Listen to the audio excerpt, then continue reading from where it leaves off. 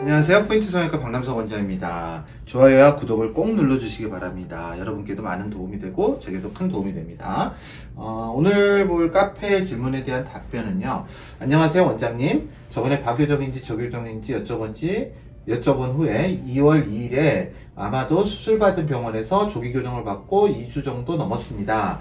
교정을 받은 후에 제가 생각하기에 끝부분에 고정이 깊어서 두 번째 사진상 왼쪽이 오른쪽에 비해서 더 올라가 있고 점막 들림도 더 심하고 토한증도 있는데 이 부분에 대해서 시간이 지나면 나아질 기미가 뭘까요? 아니면 또다시 교정을 해야 할까요? 라고 여쭤보셨습니다. 사실 이제 이 사진에서 보면 이쪽을 이야기하는 것 같습니다. 사진상으로는 오른쪽인데요.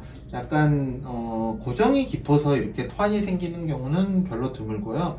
사실 이제 토한은 이 정도 토한은 제가 보기에는 좋아질 토한이라고 생각을 해서 이 부분은 더 나아질 것이라고 생각을 합니다. 이 토한 때문에 교정을 할 필요는 없는데요. 사실 다른 부분에 주목을 해야 되는데요. 제게 이렇게 저희 카페를 통해서 눈의 모습을 보여줬는데요. 이때 이 부분은 좀 힘을 주고 떴기 때문에 과교정이라고 보기에는 조금 어렵지만 좀 강하게 잡혀 있는 것 같습니다. 과교정일 수도 있고요.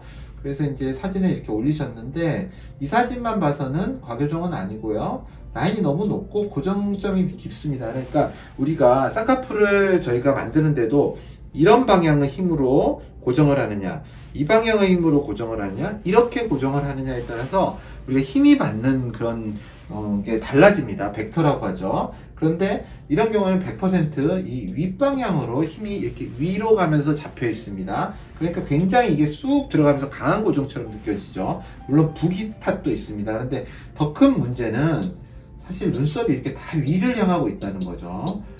이거는 점막 들림의 거의 표현이라고 볼 수 있습니다. 부기가 심해서 물론 더 강조되지만은 거의 대부분에서 이런 경우는 점막 들림을 동반합니다. 실제 동반하고 있고요.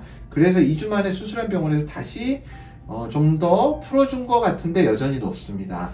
제가 봤을 때는 이제 부기를 감안하고서도 속눈썹이 이렇게 올라가는 거는 좀 문제가 있다고 봅니다. 그래서 이제 이런 경우는 저는 부기가 빠지는 대로 아마도 라인을 낮추는 게 도움이 되지 않을까 싶습니다. 그리고 고정의 힘을 위로 가기보다는 좀 아랫방향으로 향하게, 그러니까 편안하게 눈이 좀 고정되어 보이는 그런 식의 수술을 해야 될 것 같습니다. 그러기 위해서는 이 모든 거를 다시 풀어주고 안에 라인을 다 풀고 고정점을 좀 힘이, 장력이 좀 덜 받는 방향으로 바꿔주고요.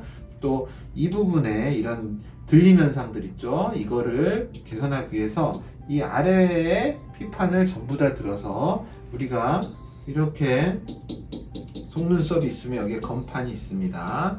항상 제가 설명하는 검판이 있는데요. 이 검판의 중앙부를 해칭의 시전이라고, 옆에서 보면 이게 검판이라고 치자면요, 이렇게 속눈썹이 있고요. 이 검판의 이 부분을 해칭을 합니다. 칼로 이렇게 약간 벌려줍니다. 그러면 이 부분은 중력에 의해서 떨어지게 되고 이 부분은 쌍꺼풀 실에 의해서 위로 당기는 힘을 받게 됩니다.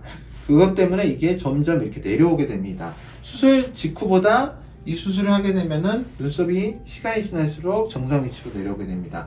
그러한 방식으로 지금 눈썹 위치와 점막의 위치를 정상화시키는 수술을 해야 될 것 같다는 생각이 듭니다. 아직 2주기 때문에 좀 더 부기가 빠지는 걸 지켜보고 3, 4주경에 결정을 해서 우리가 이 점막 들림과 함께 속눈썹의 위치를 정상화시키는 수술이 필요할 것 같습니다. 쌍꺼풀도 좀 높아 보입니다. 쌍꺼풀을 낮추는 수술도 고려하는 게 어떨까 싶습니다. 아직은 판단의 결정을 확실히 하기엔 좀 이른데 제 느낌으로는 이 부분은 좀 해소를 해줘야 되지 않을까 그런 생각을 하고 있습니다.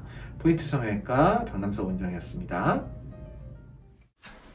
여러분의 좋아요와 구독이 저에게 큰 힘이 됩니다. 좋아요를 꾹 눌러주세요. 감사합니다.